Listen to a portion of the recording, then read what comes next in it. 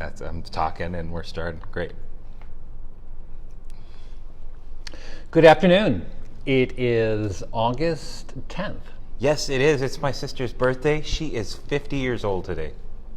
I just said that on the internet. It's my sister's birthday as well. Yeah? She's 64. Wow. Wow. So we both have sisters who have birthdays today. That's neat. That's exciting. Are you going to call your sister and wish her a happy birthday? You know, I called and I left a message on her phone because she didn't answer and said, I heard a rumor that there's somebody that has this number that is 50 years old.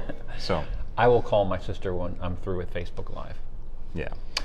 I have a couple of announcements to make, and I don't know if Klamath Falls has any. Just three. We have a United Methodist Women are doing a yard sale, but they're going to do it on a smaller scale. And check your email, your weekly update for the address. It's here in Medford, not difficult to find, very close to the Manor Retirement Center. Also, we have a administrative board meeting next Tuesday at 6:30. And it is here at the church. While we have always welcomed anyone to come to our board meetings, we are saying for this meeting, since we're only allowed to have 10 in the building or in a room at one time, to limit to the board, and we'll get the minutes of that meeting to the congregation. And finally, some great news is that we arrived this morning and Bovard was here, our stained glass windows restoration, and they're taking off the old coverings, and already as I look back into the sanctuary, you can see more light coming in to the building. So we're very excited about that, and we'll take some photos of the process and we'll put it on the church Facebook so you can see it. What do you got there, James? Well, I don't have much in the way of announcements. We're still doing online worship. We're still doing our palm dinners on Sunday nights and Tuesday nights in Klamath Falls, and we're still doing this. Palm dinner sounds like a great idea. Yeah. So can you help us to take a moment to center ourselves? Sure, let's do that. So find yourself in a comfortable space in wherever you may be watching this stream, and if sit comfortably, close your eyes, and I invite you to extend your hands palm up as just a symbol of receiving from God, and take a deep breath in and hold it and breathe out. Breathe in the Spirit of God, the Spirit who is breath and life, and breathe out any anxiety, worry that you may be feeling in this moment. Breathe in.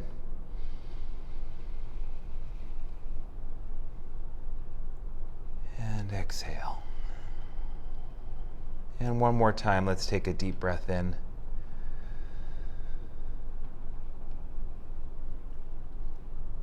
And breathe out. Spirit of God, we're grateful for your presence, for your life, for your love, and for the ways that you lead us into truth. Come guide our time today and the discussion we'll have on 2 John. Amen. Amen. So 2 John is brief. It's only 13 verses. Yeah, you know, I noticed, because I'm doing 13, doing 3 John next, it's 15 verses, so once again, you gave me the longer passage. So, well, I'm not complaining. So I'll read the book to you. There are a few passages, James, that I'm going to ask you to read from 1 John. Okay. When the time comes, and they're from 1 John 3. Okay. Verses within that, and then a passage from the book of Romans. Okay. But I'll begin by reading 2 John. The elder to the elect lady and her children, whom I love in the truth, and not only I, but all who know the truth, because of the truth that abides in us and will be with us forever. Grace, mercy, and peace will be with us from God the Father and from Jesus Christ, the Father's Son, in truth and love. I was overjoyed to find some of your children walking in the truth, just as we have been commanded by the Father. But now, dear lady, I ask you, not as though I were writing you a new commandment, but one we have had from the beginning: let us love one another. And this is love, that we walk according to his commandments. This is the commandments, just as you have heard it from the beginning, you must walk in it. Many deceivers have gone into the world, and those who do not confess that Jesus Christ has come in the flesh, any such person is the deceiver and the Antichrist. Be on your guard so that you do not lose what we have worked for, but may receive a full reward. Everyone who does not abide in the teaching of Christ but goes beyond it, does not have God. Whoever abides in the teaching has both the Father and the Son. Do not receive into the house or welcome anyone who comes to you and does not bring the teaching. For us to welcome is to participate in the evil deeds of such a person. For to welcome is to participate in the evil deeds of such a person. Although I have much to write to you, I would rather not use paper and ink. Instead, I hope to come to you and talk with you face to face, so that our joy may be complete. The children of your elect sister send you their greetings.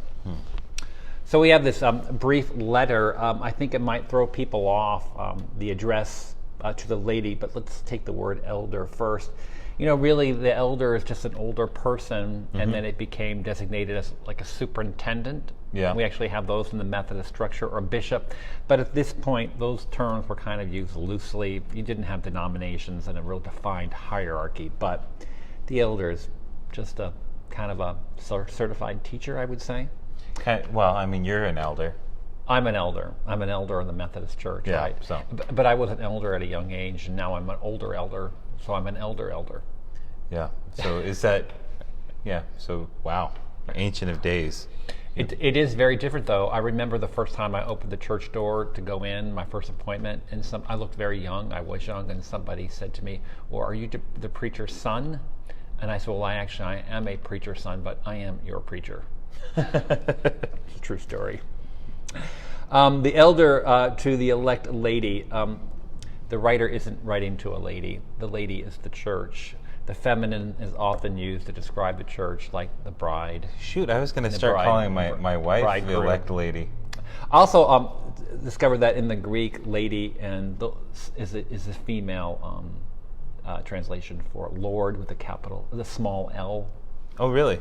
But that's neither here nor there in this. But the lady is the church and her children. Well, John addresses the people of the church as children all the time. So it's similar, like in kind of patristic or like church fathers and mothers would refer to God as Father and the church as our mother. Yes. So it's the same sort of feeling. The elect lady, the chosen lady, Mother Church. Right. So. And in the Catholic tradition, that you often hear a church referred to as lady. Yeah. It's not uncommon. And the Episcopal Church as well. And the Orthodox Church. So it's not an uncommon phrase, still in some traditions. Yeah. To the elder to the elect lady and her children, whom I love in the truth, and not only I, but all who know the truth, because of the truth that abides in us and will be with us forever. First, I want to say, this is a common way, the salutation, to introduce yourself first. And maybe on the out part of the letter, the name was there, but you say, I'm the elder speaking. Yeah. He doesn't even have to say his name. You don't wait until the final greeting. He doesn't have to say He's his like, name. I'm the elder. Right. What's up? He's the dude in charge. Right. That's exactly it. To love and the truth. And he'll repeat that quite often because the truth is doctrine is what they're struggling with here. Truth and then love is the other key word. I thought it was good, though, that the salutation includes the word mercy. Grace, mercy, and peace. And I hope when people read that word mercy, maybe they can soften some of the blow that we read in this letter. I don't think he's being judgmental. He wants mercy. He just is looking for the church to find its way in its belief. I was overjoyed to find some of your children walking in the truth, just as we have been commanded by the Father. He is happy that they have this truth. Really the truth that they're gathered around is once again the truth of the incarnation. Incarnation is a fancy word of saying that Jesus became flesh. Meaty. Jesus became meaty. Jesus became meaty. That's right. Jesus could get a sunburn. Right. Right. Okay. But flesh is also human. Right. I mean, not just skin, but became human. Well, carne is meat. Yeah. Right. So. Oh, that's very good. That's true. You make these jokes and you throw me, but that's okay because I've been around this a while. I can get back on track here. Right. Well, I mean, it is true and it's significant, right? Is because especially what we're going to get in here. Right. The Gnostic.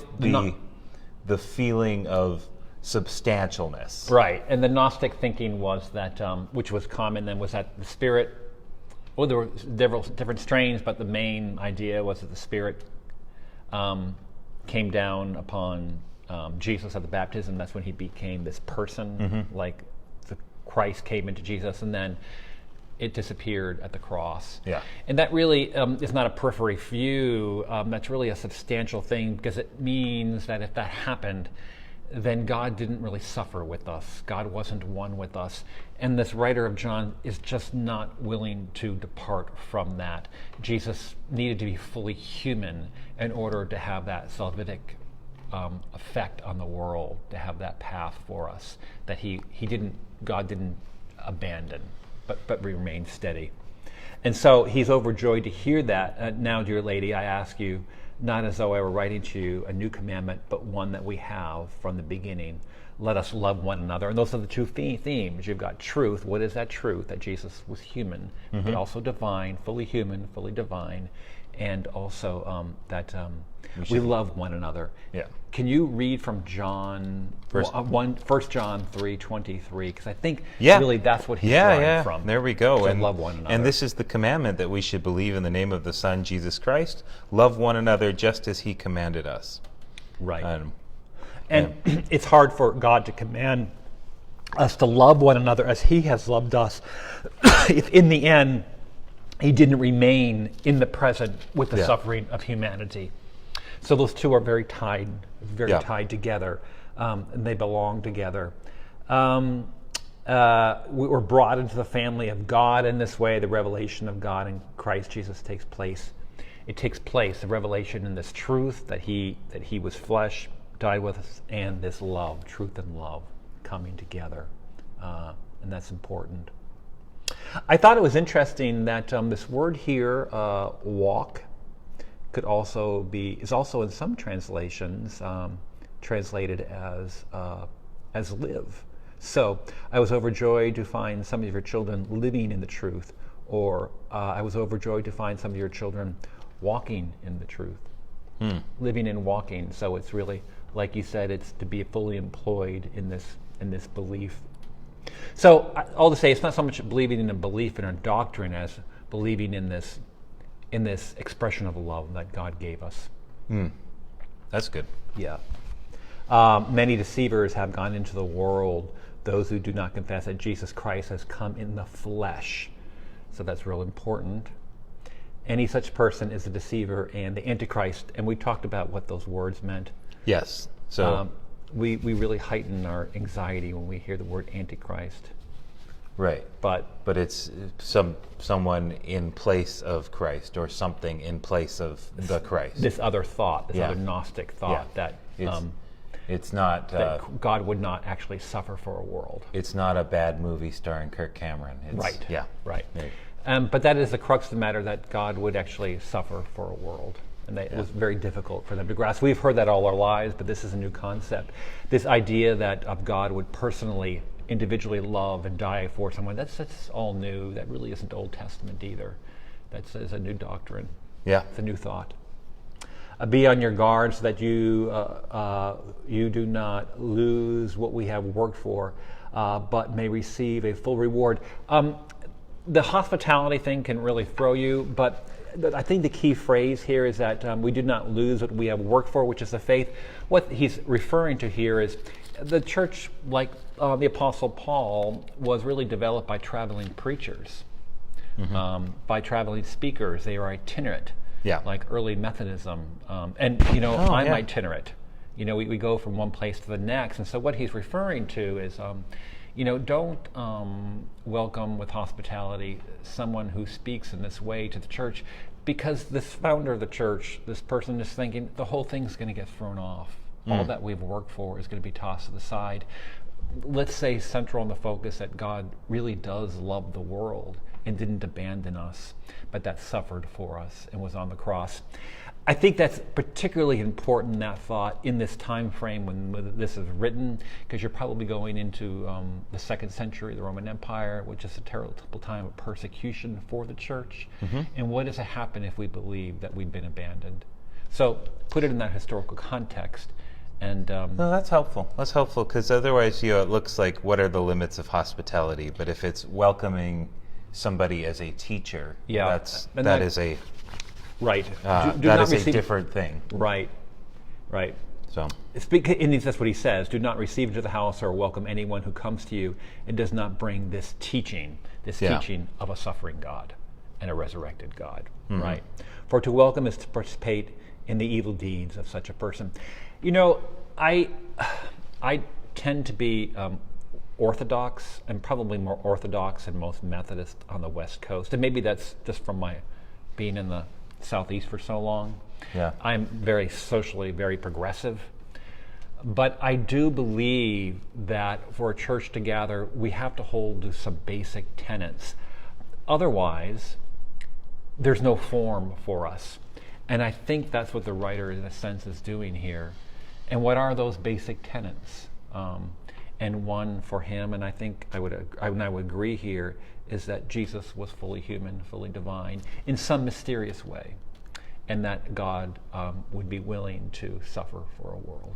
Well, so let me just frame this as in the way of a question. I think that we're getting at it, but okay.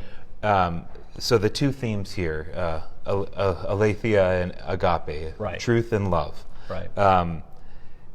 That they are interlinked in the elder, in John's thinking here. But what is it about the truth that he's describing that makes love so important, or why do Because that's a good question, because that truth is an expression of that love. Okay. Without that truth that Christ would remain on the cross, that the divine would be there in suffering for the world. The writer, church thought is that then where is God in our suffering?